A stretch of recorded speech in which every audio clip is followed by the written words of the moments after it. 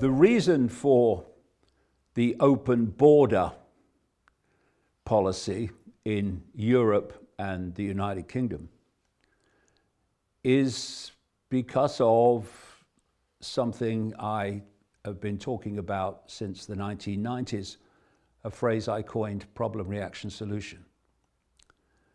And it's not only that, there are many different reasons for why the borders were opened, but crucially, it's about creating a problem in search of a solution.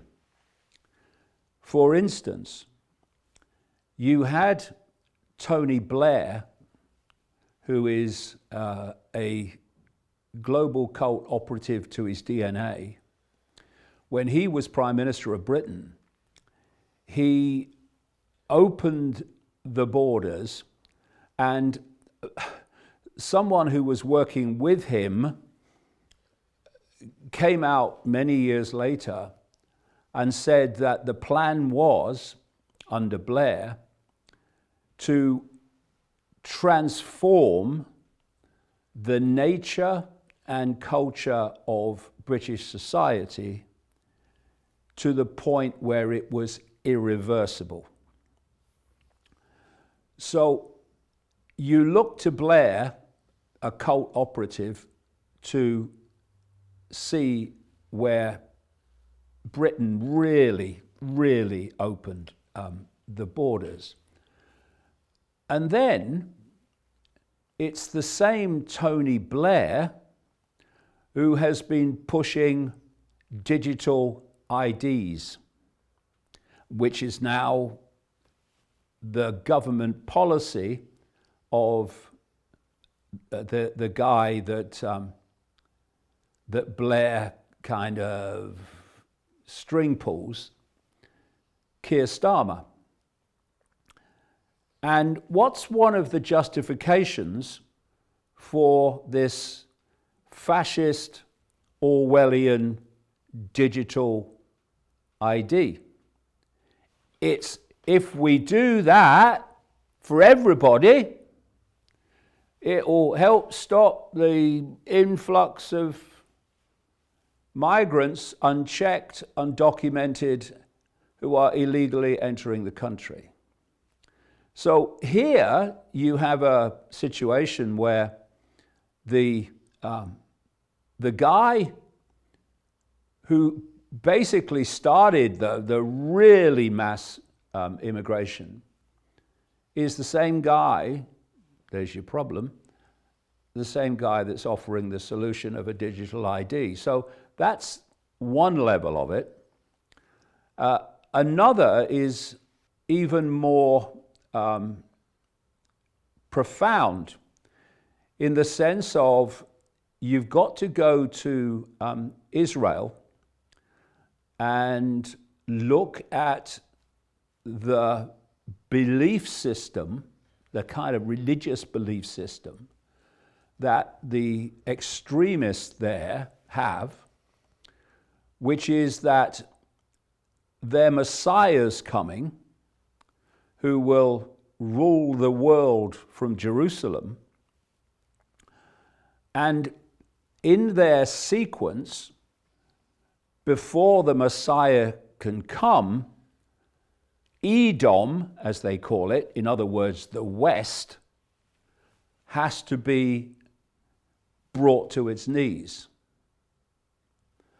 And it's interesting, some of these extremist rabbis who are parroting this crap have said that Donald Trump is a hero to them because he is systematically destroying the United States, which is to them Edom, like Europe is, the West.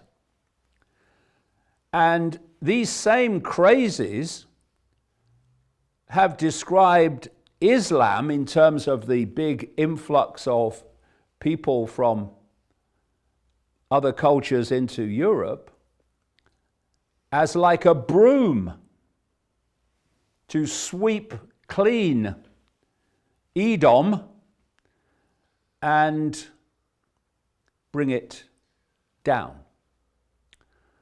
And the great majority of people, migrants who've come into Europe and come into Britain, won't know the extent to which they are being exploited, and ironically exploited by the very force, the Israeli government and its networks, that they oppose. So the idea is to massively influx into Europe and Britain a different culture. And then what you want is a reaction from the indigenous culture, the Western culture.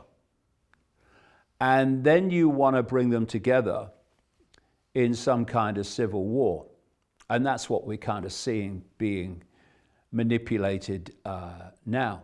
We're looking at, for instance, George Soros and that whole network, it's called the Open Society Foundations, that have demonstrably been manipulating and funding this mass migration into the West. And the way that Soros is portrayed is that he's not on board with Israel and the Israeli government and that Israeli Mossad IDF network.